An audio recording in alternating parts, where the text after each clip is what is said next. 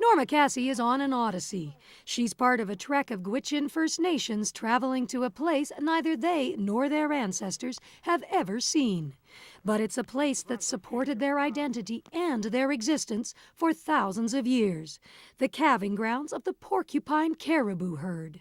We are one of the last peoples on this continent that maintain our traditional way of life, and most of our culture is still intact, and we want to stay that way. Every year, the porcupine caribou travel from the Northwest Territories through the Yukon to bear their young in Alaska's Arctic National Wildlife Refuge.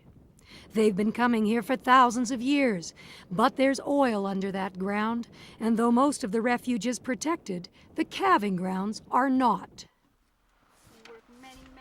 Norma's been fighting to protect the herd for almost 20 years. She hopes the Millennium Trek will make a difference. The blood of the caribou runs through each and every one of us here. Without the caribou, we cannot survive, and we know that. It's a long way from Old Crow to Washington, D.C., but the Gwich'in hope it's not so far their message won't be heard. And they want one man in particular to hear it. President Clinton has the power to declare the caribou calving grounds a national monument.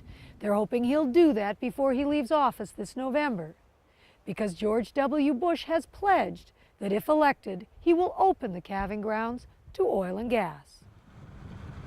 The trek hasn't been easy. It's August and the weather north of the Arctic Circle is unpredictable. But for the Gwich'in, it's worth it. Darius Cassie is Norma's son. He says drilling in the calving grounds would be catastrophic. We don't consider it an option because it means our existence. And if the caribou weren't here, we wouldn't be here. If there's no caribou, there's no Gwich'in people. And it's not an option for us. It's not an option to lose the calving grounds. So together they travel towards a sacred place.